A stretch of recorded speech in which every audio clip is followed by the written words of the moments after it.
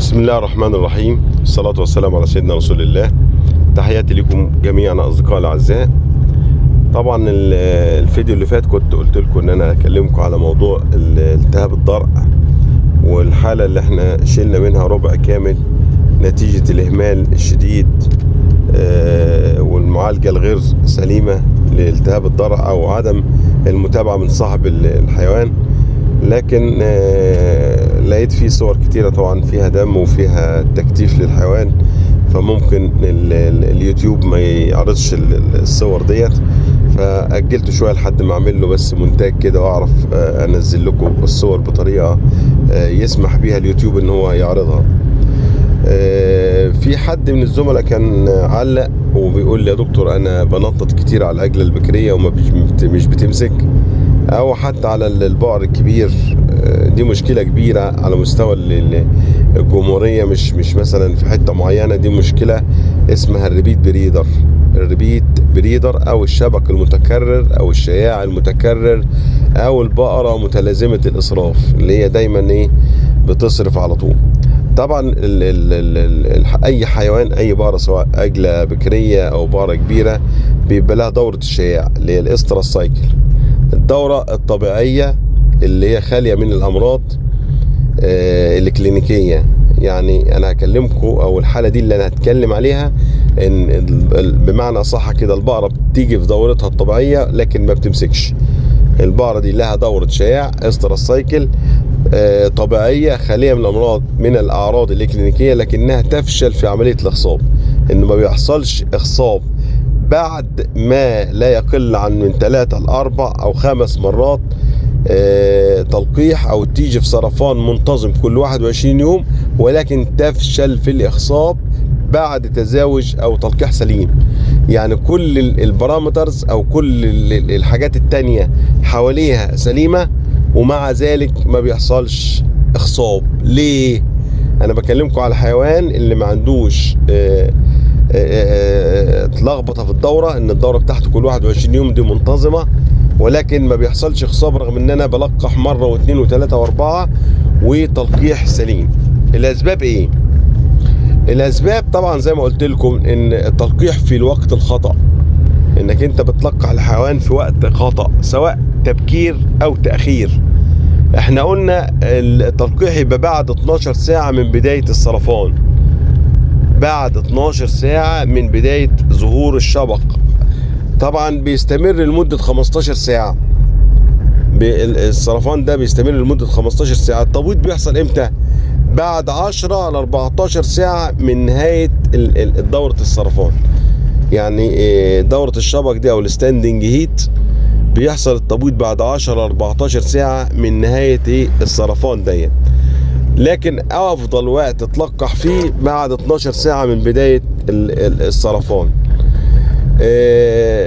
طبعا في حاجة اسمها بوادر السرطان، البوادر بتاع السرطان. يعني لسه الحيوان ما دخلش فيه الستاندنج هيت او اللي هي الستيل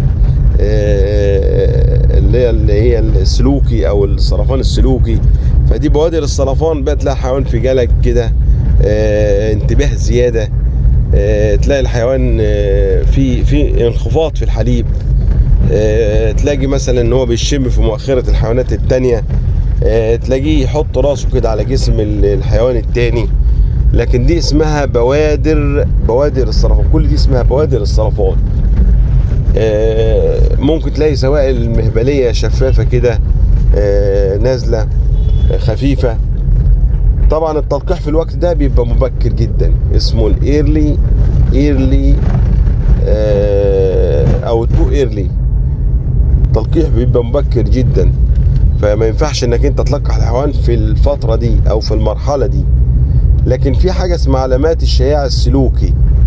علامات الشياع السلوكي ان الحيوان ده، ان البقرة دي بتقف وتقبل ان الحيوان، ان البقر يقفز عليها بعض ثواني، او خروج سوائل لزجة مهبلية شفافة احنا بنسميها زي الازاز كده، بيبقى زي الازاز، ويحصل انخفاض حاد في الحليب، ان اللبن بيقل كتير. ده بتستمر من 12 ل 18 ساعة، و بتبان العلامات الكاملة دي للسرطان. وده الوقت المناسب انك انت تلقح فيه، ده وقت التلقيح الصح. بعدها بقى بتبدأ العلامات ايه تقل خالص وتنخفض. وطبعا الوقت ده لو انت لقحت بعد التبويض او بعد العلامات دي ما راحت بيبقى وقت متأخر جدا، وده زي ما قلنا التبكير او التأخير من اهم الاسباب اللي تخلي الحيوان ما يحصلش اخصاب او ما الحيوان ما يمسكش عشار، بسبب انك انت لقحت في الوقت الخطأ. السبب الثاني ان يبقى في عدوى رحمية غير مشخصة. في عدوى رحمية غير مشخصة ممكن تعمل لك برضو ريبيت بريدر او الحيوان ما يمسكش. ممكن في التهابات رحمية باشكالها المختلفة. يعني من اسباب طبعا فشل الاخصاب، يعني ليه ما يحصلش اخصاب؟ قلنا عدم حفظ السائل المنوي بطريقة كويسة، وممكن يكون ميت، او في انسداد في قناة البيض، الموت المبكر للأجنة بسبب الإجهاد الحراري أو عدوى فيروسية، أو عدم تثبيت الحمل، أو فشل الجسم الأصفر. بيحصل فشل للجسم الأصفر في العمل بتاعه، ودي طبعا بسبب نقص هرمون ال LH.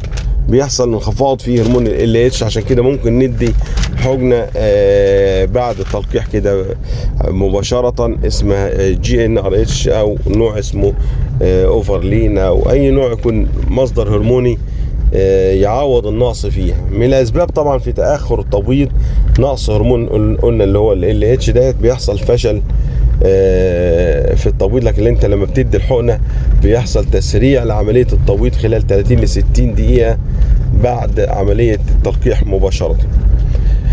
طبعا الاحتباس الحراري بيعمل مشكلة كده، الكورتيزونات ممكن، القلق، الضوضاء، التنقلات ممكن تعمل فشل في الاخصاب، زيادة الاستروجين في العلائق زي الحيوانات اللي بتتغذى على الالفا او على البرسيم، التسمم بالكيتونات والسموم الفطرية واليوريا العالية في الدم ممكن يعمل ضعف في الاخصاب، نقص البروتين والطاقة واختلال الهرمونات خاصة هرمون اللبن، وده من اهم الاسباب في الابقار اللي هي عالية الاضرار، خلل في النسبة بين الكالسيوم والفوسفور ونقص الفيتامين الالف د والكاروتين، كل ده بيأثر في عملية الاخصاب.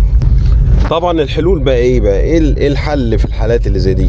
ان انا اهتم بالكشف المبكر للسرطان ولقح في الوقت المناسب. اعمل كشف مبكر للسرطان ولقح في الوقت المناسب. في ناس طبعا في المزارع الكبيرة المتطورة بتاخد مسحة من السوائل الرحمية، وبرضه بتاخد عينة في حالة لو في تلقيح طبيعي، بتاخد عينة من الذكر وتعمل لها فحص طبعا وعلى المساحات ديت، وتشوف الكفاءة الكفاءة التناسلية سواء بتاع الأنثى أو بتاع الذكر. وده برضو حاجات مهمة بس في المزارع الكبيرة.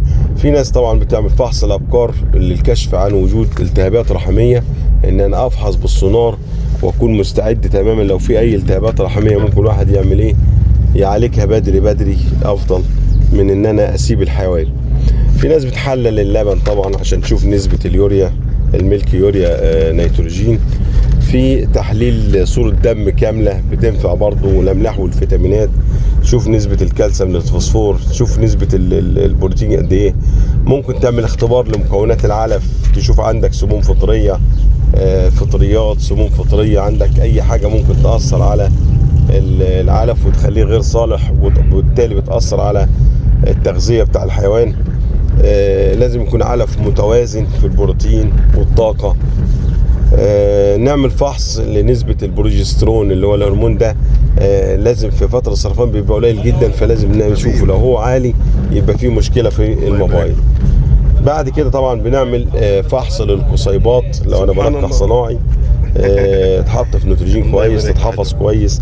نعمل طبعا الوقاية، ربنا يوسع عليك. لازم نعالج ونعالج كل الاسباب والالتهابات، التهاب الضرع، احتباس مشيمة، كل الالتهابات الرحمية وكل ما يخص الجهاز التناسلي نبدأ نتعامل معاه من بعد الولادة مباشرة، سواء كان في احتباس مشيمة او في التفاف رحمي او في اي امراض تخص الجهاز التناسلي لازم نتعامل معاه. ان شاء الله ده سبب يعني مرض خطير او مشكلة بتقابل معظم الناس، وممكن في ناس، انا اعرف ناس بتبيع الحيوان بسبب ان هو مش راضي يمسك، وسبحان الله يروح عند واحد تاني من اول تنطيطه كده تبص تلاقي الحيوان حصل اشاره عنده، فبيبقى رزق سبحان الله. فنصبر على الحيوان ونتعامل معهم معاملة صح، ونحاول نشخص تشخيص صح. دي مشاكل كبيرة طبعا، ولازم ان احنا ننوه عنها، وكان لازم ان انا اتكلم عنها طبعا النهاردة عشان خاطر كتر الاسئلة اللي هي بتخص الموضوع ديت. فحتة تانية اخيرة كده عايز انوه عنها، ما ينفعش انك انت تنطط على عجلة يقولك ايه ما تنططش عليها غير اليوم اللي بيجيب فيه الدم. بالعكس، اليوم اللي فيه دم ده بتبقى تركة الصرفانة دي لها يومين، يعني الدم ده بينزل تالت يوم من بداية الصرفان. ما ينفعش ان انا قلنا التلقيح الصح بعد 12 يوم من بداية الصرفان، 12 ساعة، بعد 12 ساعة. يعني صرفت الصبح انطط اخر النهار، صرفت اخر النهار انطط على الحيوان الصبح. سيبه 12 ساعة بالظبط واعمل عملية التلقيح، وان شاء الله ربنا يبارك لكم، وان شاء الله ربنا يعني يوسع على الناس كلها. واسمع كده سمع خير، واشوف اي حد كده متابع معايا بدأ مشروع معانا ونجح، بيفرحني وبيسعدني. تحياتي لكم جميعا، والسلام عليكم ورحمة الله وبركاته.